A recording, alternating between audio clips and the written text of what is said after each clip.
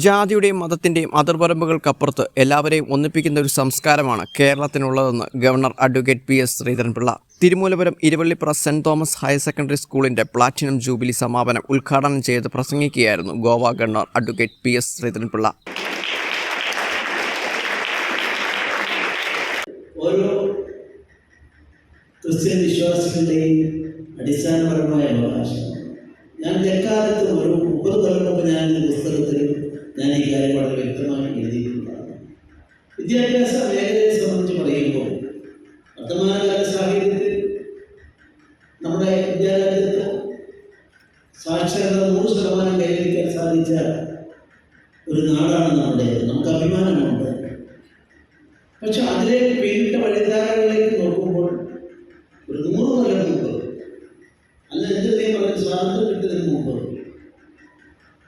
നമ്മുടെ നാട്ടിലെ വിദ്യാലയങ്ങളിലേക്ക് അതിന് ഏറ്റവും കൂടുതൽ പങ്ക് വഹിച്ചത് തീർച്ചയായിട്ടും നമ്മുടെ ക്രിസ്തീയ സഭയോട് ബന്ധപ്പെട്ടാണ്.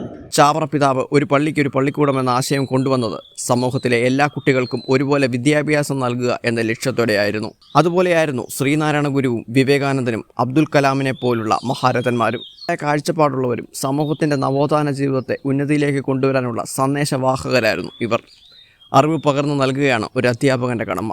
അഹന്ത വെടിഞ്ഞ് കളിമൺ ശില്പങ്ങളായി തീർന്ന നല്ല സമൂഹത്തെ വാർത്തെടുക്കുവാൻ അധ്യാപകർക്ക് കഴിയണമെന്ന് ഗവർണർ പറഞ്ഞു.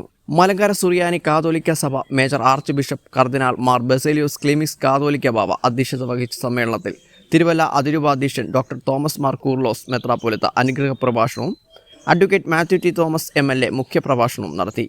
School corporate manager father Mathew Punakulam, principal Jaya Mathews, head master Shaji Mathew, PTA president Saji Abraham എന്നിവർ സംസാരിച്ചു. News desk Thiruvalla.